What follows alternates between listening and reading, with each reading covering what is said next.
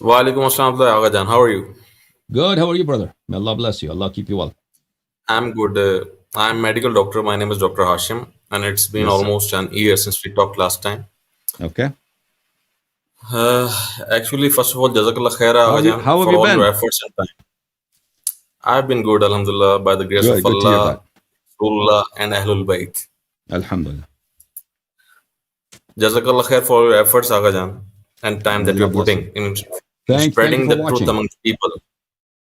Thank you for And watching. May Allah Jazakallah bless you. khair for having me on this session again. Sure. My pleasure. Well, I don't know if you remember, Agajan, if that I came here as a challenger to you about an year ago, Yeah, I and remember that. I I do. challenged you on Sulaiman Gas, Yeah. and even won it as per my own Okay. knowledge. But Okay. because of that incident, I started watching you, and the many things revealed. Hmm. And by the grace of Allah, Rasulullah, and Ahlul Bayt, I was introduced to many people. Few of Hmm. among them are, first of all, is you, then Ali Bhai from Spain, and your Okay. admin Jafar Bhai. Okay. And many hidden truths were revealed, Alhamdulillah. Okay. Okay. And this was all thanks to Allah, Rasulullah, and Ahlul Bayt, and Okay. of course, you all as my teacher. Agajan, today I came here to ask a few questions Mm-hmm. related to the topic. Yeah. Because as you know, I've been into Sunni school of thought for quite some time. And thus, because of that, Alhamdulillah, I know how the Sunni brother think. So about Khilafah, the problem is it's such a big confusion, Avajan. And due to that confusion, people are unable to grasp the real concept of leadership in Islam.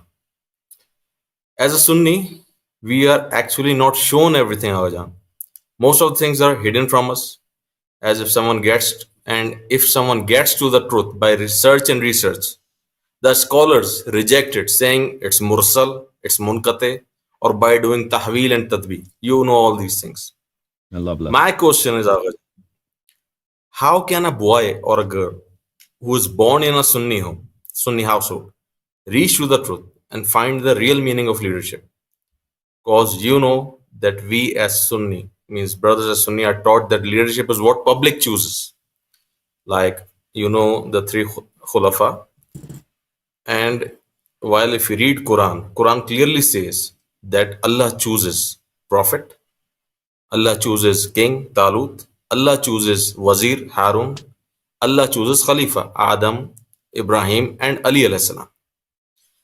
Quran clearly tells these things, and the people are confused by the scholar. So, what to do in this situation? So there is a great misunderstanding and misinformation, and that's purposefully propagated by our non-Shias brethren and their scholars, because they understand in this age that there is quite an acceptance of democracy, of the values of democracy and self-rule and uh, government by representation, because of what has happened in the last 200 years and the world over, and because of the supremacy of the West and the success of Western democracies and progress and providing prosperity for their citizens.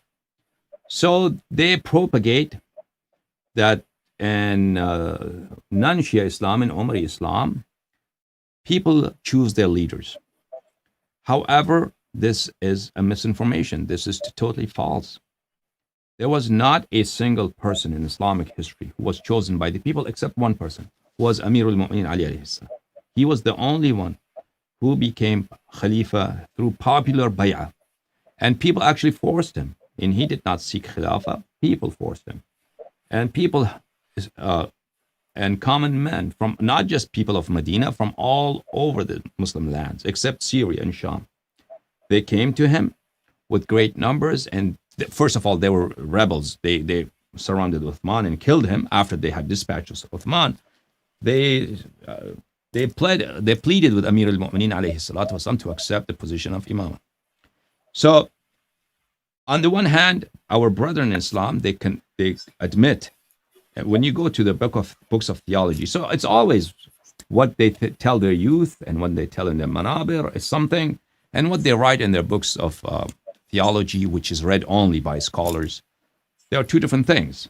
What they tell from member is something else, and what's written in the book is something else. Of course, and the member, or what they write in public forums and what they tell people on YouTube, that is to gain popular support. It does not have to correspond with what is written in the books. What their books is, there's no instructions and non-Shia Islam with regard to imamah. Who should be the imam? Their claim that people choose their imam. Okay, show us that hadith. Show us that verse of the Noble Quran. Where does it say that you have to choose your imam? Let me show you a book. This book is written by one of the chancellors of the College of Usul al-Din and many universities. He has been a chancellor in Mecca and Riyadh and Imam Saud University, Islamic University, many universities. And he is a member in many faculties in Saudi Arabia of the Islamic colleges and universities. And his name is Abdullah ibn Umar ibn Sulaiman al-Dumayji. And this is one of his most critical books and very famous with regard to politics in Islam. Al-Imamatu al-Uzma inda Ahl al-Sunnati wal-Jama'ah. Al-Imama, Khilafah, not Imamat of Masjid, not Imamah of a town, but the greater Imamah, the Imamah of the Ummah. Per the Aqidah, per the belief system of Ahl al-Sunnah wal-Jama'ah. Abdullah ibn Umar ibn Sulaiman Dumayji.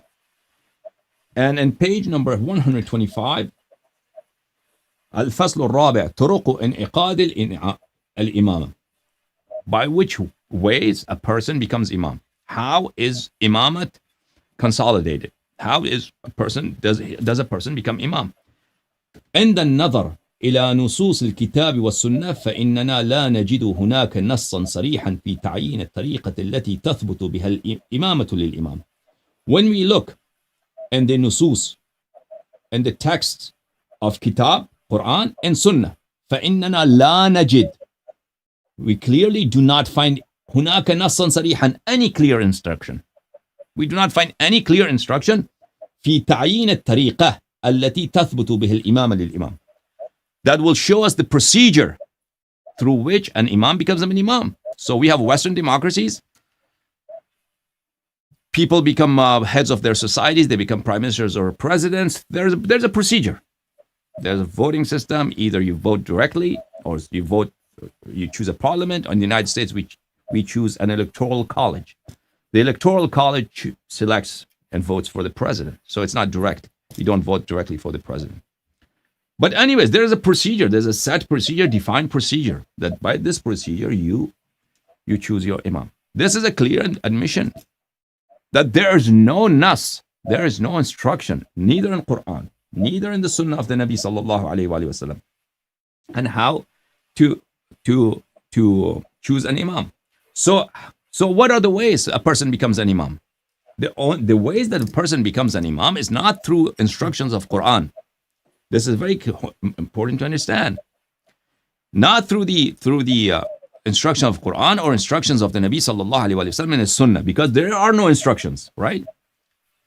So how does become an imam? We just look in the history how people became imam, and they become shar'i imam. So some people became imam through bay'ah of one person. That's a way to become an imam, through bay'ah. Or two people, or three or five people. That's one way. Another way a person becomes imam is through succession.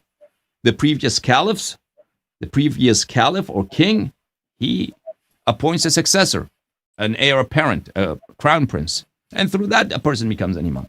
And the third way is through the sword. A person comes with the sword. He has some followers. He makes an uprising. He kills the present king or the present caliph and uproots his family and massacres all his followers. And then he declares his khilafah. And such a person becomes caliph. In all these important things, all these three ways, that person becomes a shar'i khalifa. What does mean shar'i? Yani in sharia, in the book of Allah, in the religion of Islam, in the day of judgment, Allah's rulings are to follow this person. This person is a legitimate leader of the Muslim world. So, because there was no other way in the Muslim history that caliphs become caliphs, they became only through these ways. Either some people did bay'ah to them, Never happened that the majority of people did bay'ah to anybody. There was no majority ever, except one case. At year 35, after the killing of Usman, they did bay'ah to Amir al-Mu'mineen. That was the only one time. The other times, there was no majority. So just a few people did bay'ah. The second way is a previous king, previous caliph appoints the second caliph, the following caliph. And the third way is through the sword. And the important thing is for you to understand now, these caliphs could be corrupt. These caliphs could be degenerate, sinful, transgressors. They could be abusive. Still, you have to obey them. It's religious. It's not as a matter of prudence. Like we do as taqiyya, right? We Shia, we say do taqiyya. It's not really a wajib to follow the Khalifa, but if he's going to kill you, you better listen to him. So if we say we do not make an uprising or we're going to go along, it's because of taqiyya. No, they do not say because of taqiyya. They say it's religiously wajib, obligatory. It's required. It's shar'an haram. It is shar'an haram to make an uprising against the Khalifa, to take a sword, even if he's corrupt, and disobey him, even if he is corrupt. So corrupt, abusive, even if he's beating you, he's taking your property. Still, it's compulsory for you to obey him and to support him. So and all of this, because it was very convenient, because the Omari denomination was nurtured, it was shaped per the political requirements and political expediencies of the ruling classes. So all these teachings were inserted into their faith and into their Sharia. So it makes it very, very convenient for any despot, for any dictator in the Islamic world to do whatever he wants. If you follow the Ash'ari and the Ahl al-Hadith or the Hanafi or all these non-Shia schools of thought with respect to Imam and Khilafah. Yes, brother, go ahead. Again, these are the ways that world has adopted, right? But the confusion is not only 200 years back. It's since the time after death of Rasulullah sallallahu alaihi wasallam. Mm-hmm. Even though Rasulullah clearly mentioned from Maula Ali alayhi salam, there's authentic hadith in our brother Aaron's books where he's quoting that after a long ceremony that Rasulullah took me by hand near the tree, and then he said, do you believe that your lives are more I'm just confusing the translation, means you owe your lives to me and Allah? Mm-hmm. They said, Bala ya Rasulullah. Okay. Then after taking all the oaths, he said, so whoever accepts Allah and me as his Mawla, then he, raising the hand of Ali, is his Mawla. Yeah. Now what did the scholarship did? They changed the meaning of Mawla. How can Allah be the friend? How can Allah, the word Mawla is used for Allah, Allah be the friend of everyone, that Mawla Ali is friend of everyone? No, it's not right. Means there is the leadership. Okay. And after speaking to the people about Mawla Ali, immediately he's saying, I am leaving behind you two Khalifa, two Amar, two Sakalan. Whoever follows them will never be misguided. Abadan. Not just for a few years. Abadan. These were the clear-cut message of Rasulullah. Yeah. Now my point is, Aghajan, then what happened? Why did the people, because this Ghadir Khum happened, I think 1 year before passing away of Rasulullah, right? Well, 2 months before his demise. 2 months before. 2 months. Okay, well, fine. Very near. And how did people forget? A few, 2 months and 2 weeks. Yeah. Yeah, less than a year, right? Then how did people forget this and they give in to the caliphs, which became caliph? This was the real confusion of leadership among the people of that time. And it continued. That's why the killers of Hussain ibn Ali alayhi salam, what they were saying, we were following our Al-Amr, Ulul Amr. They were calling Yazid Ulul Amr. Yeah. Because of this misconception. Yeah. You understand my point? So this confusion is not near, it's very far. Yeah, okay. Have any question for me there? Yeah, the question is that Rasulullah said in clear-cut Arabic, which the people knew, and still people were misguided. So what was the reason? My point is that I'm still confused about why were the people still confused and they didn't support Ali ibn Abi Talib alayhi salam. So that's a very. If you look at the history of Islam, people of time and again violated the teachings of the Nabi sallallahu alaihi wasallam. Today I showed you a clear hadith, right? Rasul sallallahu alaihi wasallam, after the Fath of Mecca, conquest of Mecca, is leading his Sahaba towards Hunain, and on the way to Hunain, Sahaba see a tree. This tree, the mushrikeen, the pagans used to worship. And they said to him, Ya Rasulullah sallallahu alaihi wasallam, make an idol for us. Make a tree like this. A tree so we could worship also, like the pagans have. And Rasulullah sallallahu alaihi wasallam said, this is the exact same demand that Bani Israel made to Moses alayhi salam. Ij'al lana ilahan kama lahum aliha, Surah Al-A'raf. That make an idol for us as these people have an idol. So how could it happen? All these Sahaba who were previously non-Muslims, and then they saw the miracles of the Nabi sallallahu alaihi wasallam, and then they heard Quran from his lips. They saw his miracles, they saw his teaching, they saw his akhlaq hasana, they saw his sharia, and they were with him all day and night. How could they make such a request, such a foolish, not only foolish, such an offensive request? Ignorant.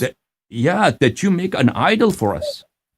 Just 1 week ago, Rasulullah sallallahu alaihi wasallam was in Mecca, and he destroyed all the idols in Mecca, and that was his point all these years that he has strived and struggled for. So people may not worship idols. So it's not why they were doing this, because they did not care. It was not they didn't know. They knew very well that idol worshipping is wrong. They knew that, but they did not care. They just wanted to ridicule him and jest him, just like Bani Israel. Bani Israel were children of prophets. They were not like Arabs, Sahaba. They were not children of prophets, but Bani Israel were children of prophets. And they saw all those miracles of Musa alayhi salam. And still they demanded that Musa alayhi salam should make some idols for them. And now it was not because they didn't know. They knew very well that these were same people that roasted birds would descend for them as their meals, lunch and dinner from the heavens. True. And they requested what? Musa alayhi salam make him an idol. When Musa alayhi salam went to the Mount of Tur for a few days, they decided that they will all become idol worshippers, and they built themselves an idol in the shape of an animal, a cow, and they decided to worship it. They all knew it was wrong, and they had promised Musa alayhi salam not to do that, and they did it. And you know the history of Islam, those people who came to fight Imam Hussein alayhi salam and massacre him, of course they knew who he was. They knew exactly if they killed Imam Hussein alayhi salam, they will go to hell. They knew that. It was not that they were ignorant. They knew. On the one hand, there's Yazid, and that option would be to support Yazid and fight Imam Hussein alayhi salam. And the other option would be not to fight Imam Hussein alayhi salam. Rather join Imam Hussein alayhi salam, but then you'll have to perhaps sacrifice yourself. Perhaps you'll have to die. Or at least not to join any party, just stay on the side. Like But, Yazid yeah, alayhi and salam. they knew Imam Hussein alayhi salam had not done anything wrong to them. They knew. He had not. There was no dispute. There was no accusation. There was no charge against Imam Hussein alayhi salam that you have committed this crime. There was no confusion. It was clear that he is as innocent as you can be, as clean as you can be, as pure as you can be. And they knew his position. They knew the hadith. Rasulullah sallallahu alaihi wasallam said, "Be kind to my Ahlul Bayt, rather follow my Ahlul Bayt and love my Ahlul Bayt." And he was the only one from the Ahlul Kisa who's alive now. The fifth one, the last one from Ahlul Kisa, people of the cloak, Ayat al-Tathir, the last one who's alive, Imam Hussein alayhi salam and his family. And now they do what? They surround him. They cut off water at him and his little kids and children. And then one by one, they kill his family members. And then after they behead them, and they dishonor their bodies, and they run their horses on their bodies. And then they gather they loot their camp. They looted everything from their camp, from their tents. So why people do wrong things? which is clearly wrong, right? Why people do that? Why people do that? Because people Out could of be very ignorance? evil. People could no, it's not ignorance. They know it's wrong. They knew it's wrong. It's not that they didn't know. Absolutely. Yeah, nobody could be that stupid that you don't know it's wrong. Because there was no confusion. Imam Hassan Allahyari is a good person, is a decent person. He has not done anything wrong. They knew all that. But why people could, on certain times, they do very evil things, right? Bani Israel, they start worshipping an idol. Bani Israel asked Musa alayhi salam, make us an idol. As if it's okay. As if it's nothing wrong with it, right? Sahaba come to the Nabi sallallahu alaihi wasallam and ask him to make them an idol so they could worship them with the idol. Why people do wrong things? Because people do all the time. You look at your own lives. Look at your own lives, like people who do not pray, right? They do not know prayer is obligatory. People who do not pray their 5 daily prayers, they do not know that it's obligatory. If they do not pray, they will go to hell. Of course they do. Of course they do. How many people do you know they do not pray? Many. Lots, right? People who drink, people who fornicate. It's not that they do not know, but the human being is such that once it loses the fear of Allah, it loses the fear of the day of judgment. It loses that little thing that's in the heart, that's care, that you care about being right, on the right side. If you lose that, if you don't care, then you can do many evil things. And there's a force, there's a beast inside the human being that will push you all the time to do evil, to do bad, to go one step further, not to care about what is right, right? So people do many things. Human history is full of this, many incidents that people have done wrong things, and it's no mystery. Okay, brother. May Allah bless you. Any other question? One last question, Agajan. Yeah. The sister asked you about Hausa before me, right? My question is, how can a boy or girl, my children or anyone's children, get correct knowledge? Like you told to watch your videos, but specific question is, from where did you get your knowledge? Because in your time there was no Agajan Hassan Allahyari. So I'll have to speak more in detail on this matter. Inshallah, it requires a little more detail, maybe a lecture. That people who are living in the diaspora, away from their homelands, how they could learn, their children, their youth, they could learn Islamic knowledge. What are the good options? So inshallah ta'ala, allow me. I'll have to give a lecture on the topic. Okay. No problem. I'll have to gather my thought, organize my and thoughts. if any part I can be of it, do make me a part of it. Jazakallah. Of course. May Allah bless you. Thank you, brother. Thank you for coming. Salam. Alaykum salam.